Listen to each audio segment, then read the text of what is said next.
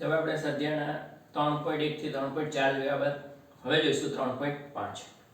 હવે થોડા મહત્વના દાખલાઓ આવી રહ્યા છે. એક જેટ પ્લેન 500 કિલોમીટર પ્રતિ કલાકની ઝડપથી ઉડી રહ્યું છે.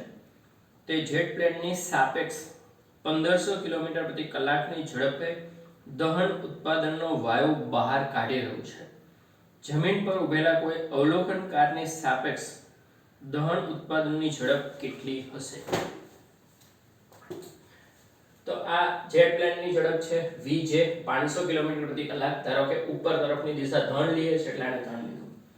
હવે એ જેટ પ્લેનની સાપેક્ષ જે વાયુ બહાર આવે છે એની ઝડપ, એટલે વાયુની ઝડપ છે જેટ પ્લેનની સાપેક્ષ નીચે તરફ, એટલે -1500 કિલોમીટર પ્રતિ કલાક છે.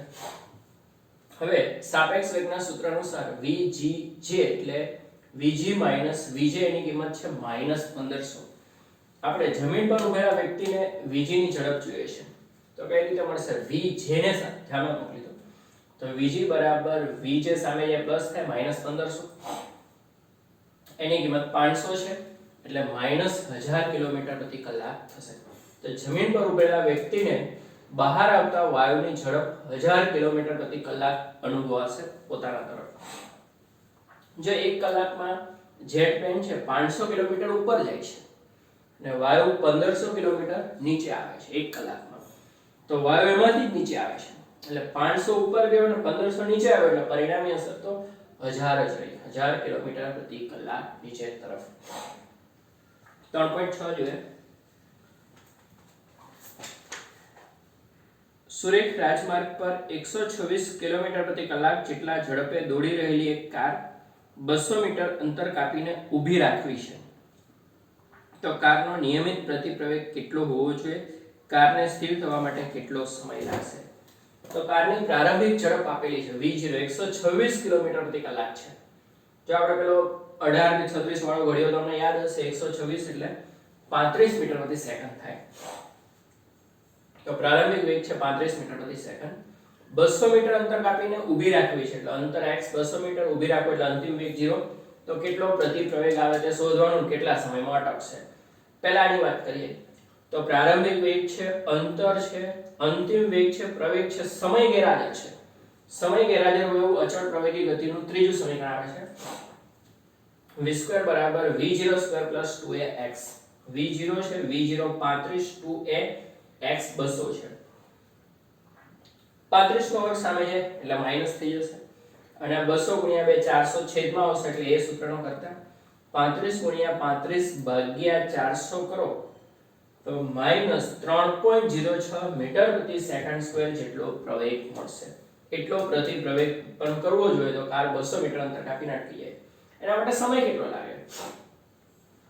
હવે આપણી પાસે તમામ માહિતી આવી ગઈ છે એટલે સમય આવતો એવું કોઈ બી સમીકરણ વાપરી શકો. પહેલું, બીજું, ત્રીજામાં સમય દેખાતો નથી.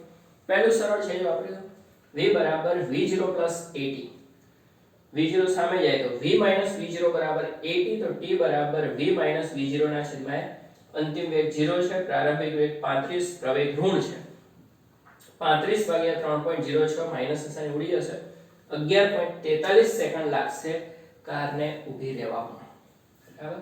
તો પ્રારંભિક વેગ છે, અંતર છે, અંતિમ વેગ 0 છે, તો પહેલા પ્રવેગ શોધી નાખો ત્રીજા સમીકરણથી અને પછી પહેલા સમીકરણથી સમય શોધવામાં આવ્યો. 3.7 જોઈએ. 400 મીટર જેટલી સમાન લંબાઈ ધરાવતી બે ટ્રેન A અને B બે સમાંતર રેલવે ટ્રેક પર 72 કિલોમીટર પ્રતિ કલાકની ઝડપથી એક જ દિશામાં દોડી રહી છે. ટ્રેન A ટ્રેન B કરતા આગળ છે. ટ્રેન B નો ડ્રાઈવર A ને ઓવરટેક કરવાનું વિચારે છે અને પોતાની ટ્રેનને 1 મીટર પ્રતિ સેકન્ડ સ્ક્વેર જેટલી પ્રવેગિત કરે છે. તો 50 સેકન્ડ બાદ ટ્રેન B નો ગાર્ડ ટ્રેન A ના ડ્રાઈવરની આગળ થઈ જાય છે. તો બંને ટ્રેન વચ્ચેનું પ્રારંભિક અંતર કેટલું? હવે આ બંને ટ્રેનની લંબાઈ છે ને ખાસ ધ્યાનમાં લેવાની કીધી નથી. બંને ટ્રેનની લંબાઈ 40 મીટર છે, એની અહીંયા કોઈ જરૂર પડતી નથી. હવે બંનેની પ્રારંભિક ઝડપ છે 72 કિલોમીટર પ્રતિ કલાક, એટલે એને આપણે મીટર પ્રતિ સેકન્ડમાં ફેરવીએ તો 20 મીટર પ્રતિ સેકન્ડ થશે. બરાબર? બંનેની પ્રારંભિક ઝડપ સરખી છે. એ આગળ છે, B પાછળ છે. બંને વચ્ચેનું અંતર કેટલું છે નથી આપેલું. ટ્રેન B નો ડ્રાઈવર છે A ને ઓવરટેક કરવાનું વિચારે છે. બરાબર, ને એને કારણે 1 મીટર પ્રતિ સેકન્ડ સ્ક્વેરનો પ્રવેગ ઉત્પન્ન કરે છે. એટલે એની ઝડપમાં દર સેકન્ડે 1 મીટર પ્રતિ સેકન્ડનો વધારો થશે અને 50 સેકન્ડમાં એને ઓવરટેક કરતો જણાય છે. તો શરૂઆતનું અંતર કેટલું હશે? જો ટ્રેન A છે તો અચળ વેગથી ગતિ કરે છે, તો એને કાપેલું અંતર 50 સેકન્ડમાં ટ્રેન A કેટલું અંતર કાપી ગઈ હશે? તો અચળ ઝડપથી ગતિ કરે તો ઝડપ ગુણ્યા સમય, 20 મીટર પ્રતિ સેકન્ડ છે, 1 સેકન્ડમાં 20 મીટર, 2 સેકન્ડમાં 40 મીટર, 50 સેકન્ડમાં કેટલું? તો 20 ગુણ્યા 50, તો એનો જવાબ આવે છે 1000 મીટર. તો ટ્રેન A છે 50 સેકન્ડમાં 1000 મીટર અંતર કાપી ગઈ. ટ્રેન B કેટલું કાપેલું હશે એ ગણીએ ને. તો ટ્રેન B કાપેલું અંતર, ટ્રેન B પ્રવેગી ગતિ કરે છે એટલે પ્રવેગી ગતિનું સમીકરણ વાપરવું પડે. x v0t + 1/2at2 b માટે છે એટલે b લગાડી દેવામાં આવ્યો. x b શોધવાનું, v0 b પણ 20 છે, t 50, 1/2 a છે ને t 50 છે. આ તો 1000 થશે જ. 50 નો વર્ગ 2500 ભાગ્યા 2 એટલે 1250 ને બીજા 1000 એટલે 2250 મીટર થયું. તો ટ્રેન A 1000 મીટર અંતર કાપ્યું ને ટ્રેન B એ 2250 કાપ્યું ત્યારે એની આગળ થઈ. તો પહેલાની વચ્ચેનું અંતર કેટલું હોય? તો 1000 બાદ કર દો 2250 માંથી. માટે પ્રારંભિક અંતર 2250 ઓછા 1000 એટલે 1250. એનો મતલબ કે ટ્રેન B છે એથી 1250 મીટર પાછળ હતી. હવે આને 1000 કાપ્યું ને આને 2250 કાપ્યું ત્યારે ઓવરટેક થઈ ગયું. બરાબર, તેનો મતલબ બંને વચ્ચેનું પ્રારંભિક અંતર 1250 મીટર હોવું જોઈએ એમ કહી શકાય. જો કોઈ પદાર્થ અચળ ઝડપથી ગતિ કરે તો અંતર એટલે ઝડપ ગુણ્યા સમય, કારણ કે પ્રવેગ તો 0 છે. પણ જો પ્રવેગી ગતિ કરે તો આ પ્રવેગી ગતિના સમીકરણને આધારે જ ગણતરી કરવાની રહેશે, જેમ કે પદાર્થ B માટે આવું બને છે. હવે જોઈએ 3.8. એક દ્વિમાર્ગીય 2 લેન રોડ રસ્તા પર કાર એ 36 કિલોમીટર પ્રતિ કલાકની ઝડપથી ગતિ કરે છે. એકબીજાની વિરુદ્ધ દિશામાં 54 કિલોમીટર પ્રતિ કલાક જેટલી સમાન ઝડપથી દોડતી કાર B અને C કાર A સુધી પહોંચવાનો પ્રયત્ન કરે છે. કોઈ ક્ષણે AB અને AC વચ્ચેનું સમાન અંતર 1 કિલોમીટર છે. આ ક્ષણે કાર B નો driver car C car A ને ઓવરટેક કરે ને એ પહેલા ઓવરટેક કરવાનું વિચારે છે. તો અકસ્માત નિવારવા માટે કાર B નો લઘુત્તમ પ્રવેગ કેટલો હોવો જોઈએ? તો આપણી ભાષામાં સમજીએ. દ્વિમાર્ગીય રસ્તો છે, 2 વે લેન છે, બરાબર. હવે ધારો કે કાર A અત્યારે અહીંયા છે, એની ઝડપ v એ 36 કિલોમીટર પ્રતિ કલાક એટલે 10 મીટર પ્રતિ સેકન્ડ છે. કાર B અને C પરસ્પર વિરુદ્ધ દિશામાં આવી રહી છે. બંનેની પ્રારંભિક ઝડપ સમાન છે. vb 54 કિલોમીટર પ્રતિ કલાક એટલે 15 મીટર પ્રતિ સેકન્ડ, vc 54 કિલોમીટર પ્રતિ કલાક એટલે 15 મીટર પ્રતિ સેકન્ડ. ધારો કે vc ઋણ x દિશામાં જાય છે અને આ બે ધન x દિશામાં જાય છે. એના કરતા ઉલટું પણ લઈ શકો તો કાર C નો વેગ ઋણ આવશે. હવે A થી B અને A થી C અંતર 1 કિલોમીટર છે એટલે કે 1000 મીટર. તો A થી B 1000 મીટર આ બાજુ છે અને C 1000 મીટર આ બાજુ છે. અત્યારની પરિસ્થિતિ આ રીતની છે. હવે C A ને ઓવરટેક એટલે કે ક્રોસ કરશે, B એને ઓવરટેક કરશે. જો પહેલા કોણ કરશે? આમનો ચાલે કરો તો C જ પહેલા કરશે, કારણ કે સાપેક્ષ વેગ તમે લગાડો આપણને એક જ દિશામાં ગતિ કરે. A નો વેગ 10 છે ને B નો 15 છે. 1 સેકન્ડમાં 15 મીટર અંતર કાપશે ને તો આ 10 કાપી જશે. પાછી આ 15 કાપશે તો બે 10 કાપશે. તો સાપેક્ષ વેગ કેટલો થશે? એક જ દિશામાં ગતિ કરતા હોય તો બંનેનો સાપેક્ષ વેગ છે એમાં બાદબાકી થાય. તો A ની સાપેક્ષ B નો પ્રારંભિક સાપેક્ષ વેગ કેટલો હશે? કાર B નો કાર A ની સાપેક્ષ પ્રારંભિક વેગ vba0 15 - 10 એટલે 5 મીટર પ્રતિ સેકન્ડ. એટલે બંને વચ્ચેનું અંતર 5 મીટર. 1 સેકન્ડમાં બંને વચ્ચેનું અંતર 5 મીટર જ ઘટશે. જ્યારે C છે આ બાજુ આવી રહી છે, કાર એના તરફ જઈ રહી છે.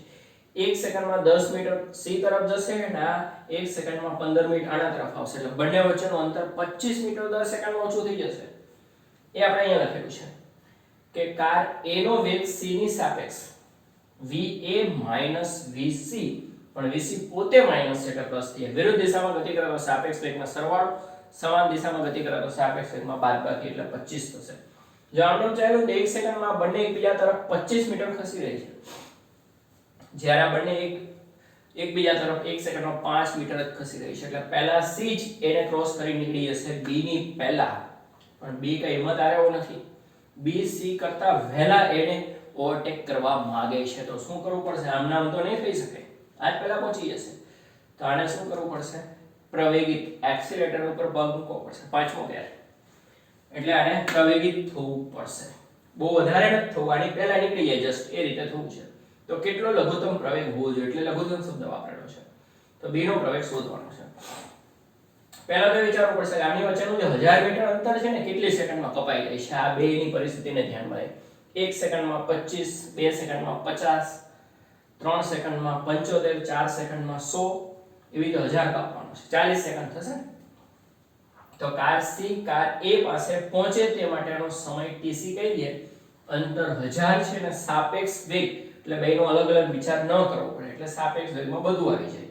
25 એટલે 40 સેકન્ડ લાગશે. કાર સી એને ક્રોસ કરે એના માટે 40 સેકન્ડ લાગે છે તો આને 40 એવો પ્રવેગ ઉત્પન્ન કરવો પડે કે 40 સેકન્ડ પહેલા નીકળી જાય. એટલે આ રીતે થવું જોઈએ. 40 સેકન્ડ પહેલા બી છે સી ને ઓવરટેક કરી ગયું એ. તો કાર બી નો પ્રારંભિક વેગ તો આપણે મળી ગયો છે, બહુ ઓછો છે. પ્રવેગ શોધવાનું છે, અંતર નક્કી છે 1000. તો અચળ પ્રવેગી ગતિનું બીજું સમીકરણ વાપરીએ કારણ કે અંતિમ વેગની કોઈ આવશ્યકતા નથી. તો x બરાબર v0t + 1/2at². અહીંયા xb છે જે 1000 છે, vb A 0, b no a ની સાપેક્ષ પ્રારંભિક વેગ જે 5 છે, સમય 40 સેકન્ડ છે, 1/2 ab શોધવાનો છે ને t 40 છે નો વર્ગ છે.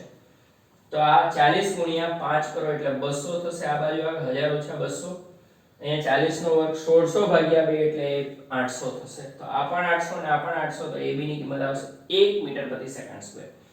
જો કાર બી છે 1 મીટર પ્રતિ સેકન્ડ સ્ક્વેર નો પ્રવેગ પણ ઉત્પન્ન કરે ને તો બે સાથે અહીંયા પહોંચી જશે.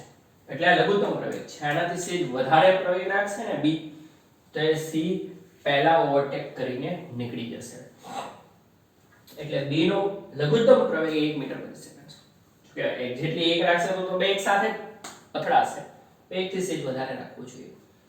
ઓકે, આ બંને એક જ દિશામાં ગતિ કરે છે એટલે સાપેક્ષ વેગમાં બાદબાકી થાય. 10 મીટર પ્રતિ સેકન્ડ अपन આ 1 સેકન્ડમાં 15 મીટર એ તરફ જાય છે ને તો એ દૂર 10 મીટર તો પાછી દૂર ચડી જાય છે. એટલે સાપેક્ષ વેગ 5 જ થાય. જ્યારે આનું શું, આ 1 સેકન્ડમાં 10 મીટર આના તરફ જાય ને 1 સેકન્ડમાં 15 મીટર આના તરફ આવે. એટલે 1 સેકન્ડમાં બંને મળીને 25 સેકન્ડ નજીક આવી રહ્યા છે. અંતર 1000 મીટર છે. 1 સેકન્ડમાં 25 આવે તો 4 સેકન્ડમાં 100 થાય તો 40 સેકન્ડમાં કપાઈ જાય. એટલે 40 સેકન્ડમાં સી એ પાસે પહોંચી જશે. બરાબર? એ પહેલા આને કંઈક કરવું પડશે. 40 સેકન્ડનો મેક્સિમમ સમય છે એ પહેલા નીકળવાનો છે. પ્રવેગ કેટલો? આનો પ્રારંભિક વેગ આની સાપેક્ષ તો 5 નો જ છે. તો x બરાબર v0t + 1/2at² અનુસાર આ તો 5 જ છે પ્રારંભિક વેગ. સમય 40 છે. પ્રવેગ શોધવાનો 40 નો વર્ગ 1600 ભાગ્યા 2 800. અહીંયા 40 ગુણ્યા 5 200 સામે આવ્યા 1000 માંથી બાદ થયા એટલે આ પણ 800 ને આ પણ 800 એટલે b બરાબર 1 મીટર પ્રતિ સેકન્ડ સ્ક્વેર. જો અહીંયા આપણે a કેટલું અંતર કાપે છે એ ગણવાની જરૂર નથી પડતી. તમે c નો a ની સાપેક્ષ વેગ મેળવી દો એટલે પછી a ને ભૂલી જવાનું રહે. b નો a ની સાપેક્ષ વેગ મેળવી દો એટલે a ને ભૂલી જવાનું રહે. એટલે સાપેક્ષ વેગનો આ જ ફાયદો છે કે એકની સાપેક્ષ બીજાનો વેગ મેળવી દો પછી બીજાની માહિતીની જરૂર પડતી નથી. તો આ રીતે 1 મીટર પ્રતિ સેકન્ડ સ્ક્વેર થી વધારે પ્રવેગ ઉત્પન્ન કરશે તો b c કરતા પહેલા ઓવરટેક કરી જશે. ઓકે.